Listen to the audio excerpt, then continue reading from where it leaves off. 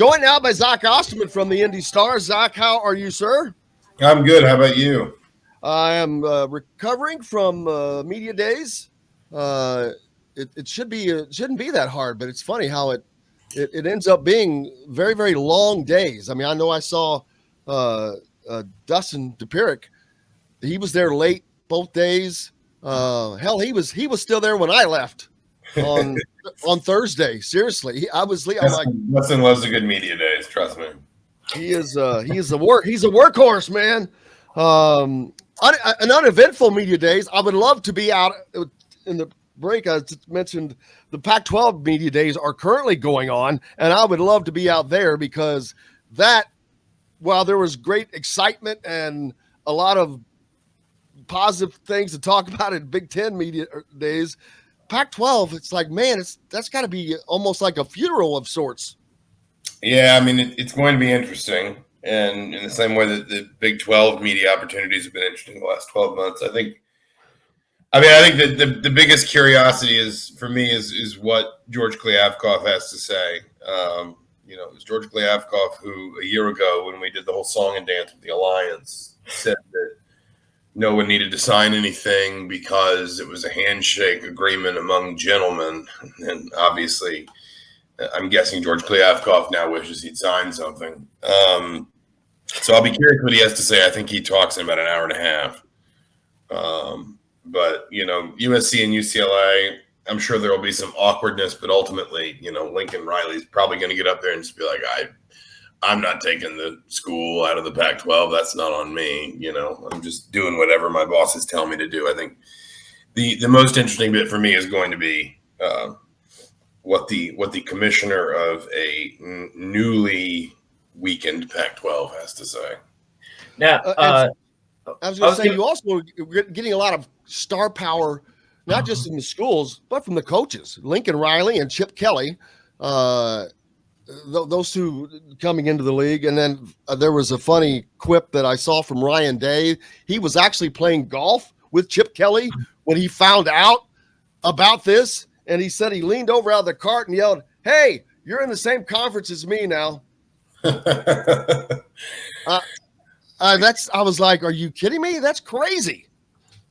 Yeah, I mean, coaches in this particular case, coaches really aren't ever going to be involved in this stuff. They're never going to be asked for, I know we see coaches as sort of omnipotent and all powerful. And obviously football coaches at schools like USC or Ohio State are very powerful. But this is all stuff that'll be handled at the conference level, the AD level, and the president chancellor level. It will rarely, if ever, genuinely involve coaches. And so it wasn't surprising to hear that from that anecdote, because you can hear rumors and bits and pieces, but one of the main reasons why you got to take stuff at face value around expansion, because there's always so much. The Big Ten's also examining this school or that school or whatever. The SEC is going to do this or the ACC is going to do this. Is, in my experience anyway, a heavy majority of the people who are talking about it, even people who would normally be well sourced on stories the media are covering, really don't know very much. And I think I've always suspected a decent group of those are coaches. And again, it's as interesting to them as it is to us. And a Big Ten coach is not necessarily going to be looking at budget lines annually, but is going to be excited at the idea that there will be more money in the coffers. And obviously, you've got to think, if you're for example, if you're a volleyball coach in the Big Ten, you're about to bring two of the best volleyball programs into what is already the hands down the best volleyball conference in the country. So you've got to be thinking now about how you can, make this stuff work for you, because your job just got harder. But, more fundamentally, it wasn't surprising to hear that, just because coaches ultimately, they'll hear things and maybe their AD will keep them apprised of certain things, but they're not going to be on the inside. And I think in a lot of cases, they don't really want to be on the inside of this stuff. It's just, it's not like it's above or below their pay grade. It's just something that doesn't concern them too much. One of the things that I thought was interesting from this past week too, Zach, and I believe this was a story in The Athletic, was that Kevin Warren, who seemingly was the one dragging his feet in terms of college football playoff expansion and getting those automatic bids, now has said he's softening his stance on that. I mean, do you think that that's directly related to the 16 getting UCLA and USC into the Big Ten, or do you think there are other factors in terms of, maybe other ideas have been pitched in terms of college football playoff expansion, or why the sudden change of heart? Because this seemed like a done deal. And then at the 11th hour, at midnight, basically, he decided that he didn't want to move forward with it. It was just a very interesting thing. And now for him to backtrack on it, it doesn't make much sense to me.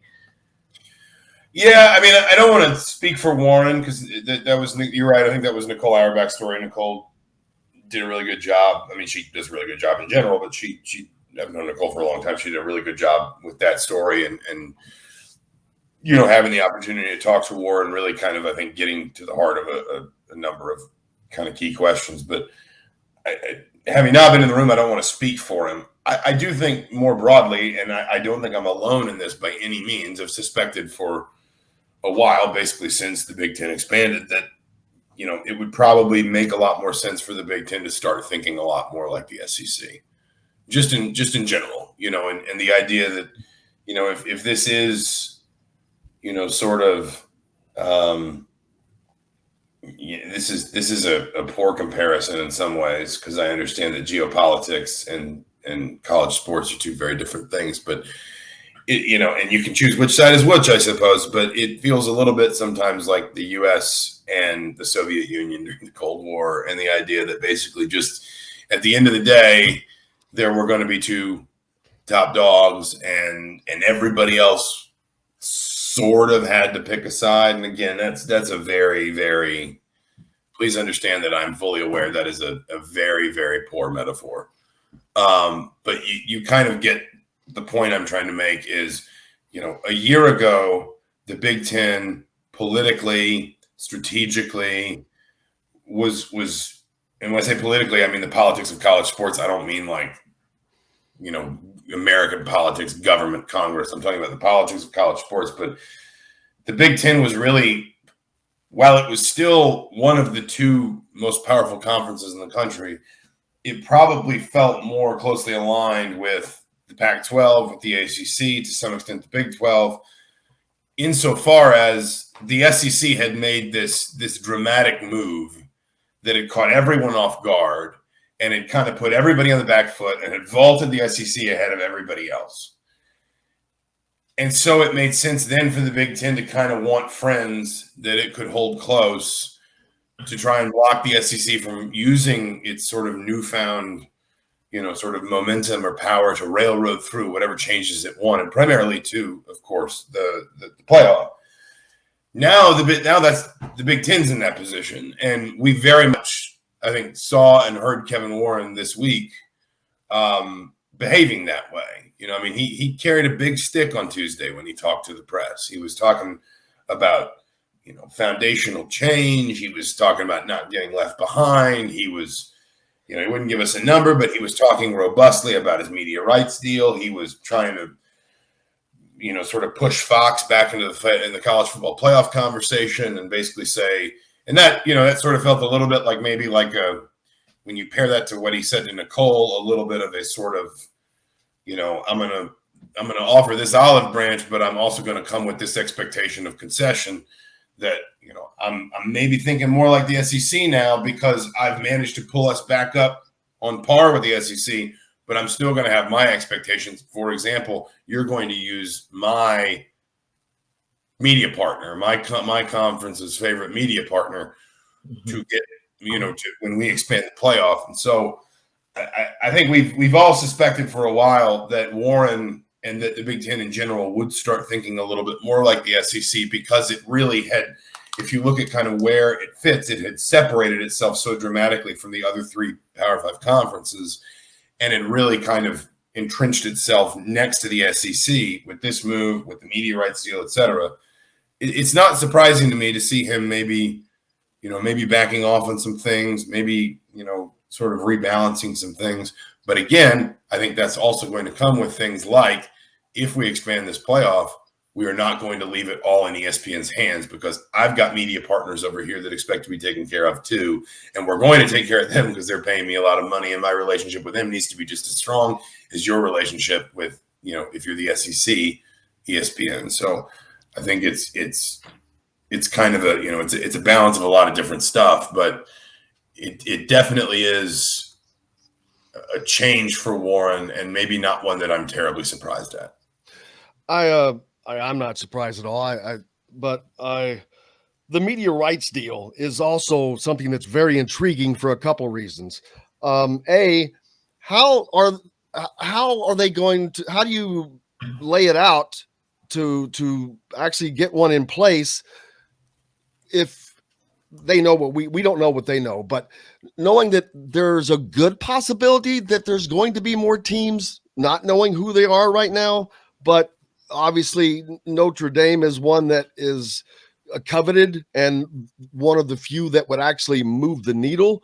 Everything else would have to be for reasons market, whether it's Washington or whatever. But I think 20 is probably the ultimate number. But with the media rights deal, Fox owns 61% of BTN, the Big Ten Network. But ironically, both of them sit in on negotiations with everybody else for the Big Ten, with ESPN, with CBS, with NBC. I don't know how that works. That's kind of odd in and of itself. It would seem like you're selling your house and you're using the same broker for both sides. It's like negotiating with yourself. Yeah, first of all, on the topic of further schools, I still, I was not afforded any time with Kevin Warren, so I'm sort of flying blind here. But I still, my best guess is the next move for the Big Ten is probably to figure out conference expansion, playoff expansion. Forgive me. And know what that looks like. Know what the next iteration of your extremely lucrative football postseason is going to look like. Then I think you can answer in a much more informed way the question of what's the right number of schools in the conference, what's the right scheduling format, et cetera. It was interesting to me to hear Kevin Warren sort of freely admit that USC and UCLA are going to get full media shares right away. That was not a concession Jim Delaney offered to Nebraska, Rutgers, and Maryland. I thought that was maybe 6 years. Took them 6 years, I think, before they got full shares. I think that was maybe a little bit reflective of the overall sort of Kevin Warren theme of changes happening fast, and we're not leaving anybody behind. I think he said we're not going to languish in bureaucracy. I think there was sort of like, if you're on the train, get on it, we're going. Also felt a little bit to me like maybe a not so subtle nod to South Bend to say, hey, we're aware that we've seen the reports that you're looking for $75 million. We're going to be handing out $100 million. And if you're interested, you're not, that's what everyone thinks the number will approach or maybe even exceed $100 million per school per year. If you're interested, we're not going to make you wait 5 years. Like you'll get full whack right away. Like your first check will be one of those big fat cardboard ones, and it will have nine digits on it. It'll have 8 zeros. So I think there was maybe a little bit of that too. And listen, you're right to some extent, and I think we talk so much about sort of the Big Ten Fox relationship. We could say a lot of the same things about the ESPN and the SEC and the ACC to some extent. The SEC being a bigger fish, ESPN and the SEC network are hand in glove, and I think the Big Ten actually was bringing Fox in. You may have mentioned this, forgive me, but I've gotten lost in my rambling answer. Bringing Fox in on like meetings with other potential media partners, like basically Fox is advising the Big Ten. But You're you know what? included You know on who the all president, of the seasons. you know Yeah, who the it's crazy. president of Fox is? It's I Mark forgot. Silverman. Do Yes. you know what Mark Silverman's last job was? At Big Ten Network. where? President of the Big Ten Network. He was the Big Ten Network's first president. That's right. All of this is intertwined. All these relationships are strong, and it's it is, as I said earlier with that horrible Cold War metaphor. It's sort of, it is not simple enough to be reduced down to ESPN and the SEC versus Fox and the Big Ten, but what you do have here is a sport that relies heavily on these partnerships. These broadcast partnerships are what are making everybody literally billions of dollars. And it makes perfect sense that the broadcast partners are going to want strong. They're not just going to show up with their bags of cash and be like, great, give us some games. Thanks. They're going to want strong, collaborative, interdependent partnerships or relationships with these conferences and vice versa. Because how good has Fox been to the Big Ten over the last 15 years? Like, the Big Ten Network exists largely because Fox gave the Big Ten a platform. Fox basically gave the Big Ten the bones of how to do it, and then helped them run it. And now, and as you said before, owns even more of it now than they did when the Big Ten Network launched. So these relationships are always going to be incredibly strong, and they probably need to be when you consider the trust these people have to put in one another, the amount of money moving back and forth in these relationships, and the things that are at stake. Therefore, it's not frankly surprising to me that you see such, like I said, such hand in glove relationships between the broadcast partners and the conferences right now, because they are making each other very, very rich and very, very powerful. Well, and I want to jump in here before I forget, just to add to that. I do think it's important to remember too, Kevin Warren came to the Big Ten from the NFL, and you look at all the media rights deals that the NFL has, they use multiple partners: Fox, ESPN, CBS, NBC, ESPN. I think that there's some of that. Seeing what the NFL was able to do with its, I don't remember what the total was, but it was in the billions of dollars. And obviously the NFL is a bigger market. It's a huge market for that. But I think that there's a little bit of that going into this too. If you can rope in a couple different media partners and you've got more teams, you've got 16 teams now that you can pitch, and potentially 18, maybe even 20 at some point. And as Zach said, if you're able to bring some of those television partners in to the college football playoff, I think it's very strategic of Kevin Warren. And I know I've been critical of him, but I think on this front, he's playing it really, really well. That's just my opinion. And I know we got to take a break, but I wanted to get that in before I forgot about it. I just think he's using the NFL's model to kind of how he wants to manage the Big Ten and get as much revenue for the conference as he can.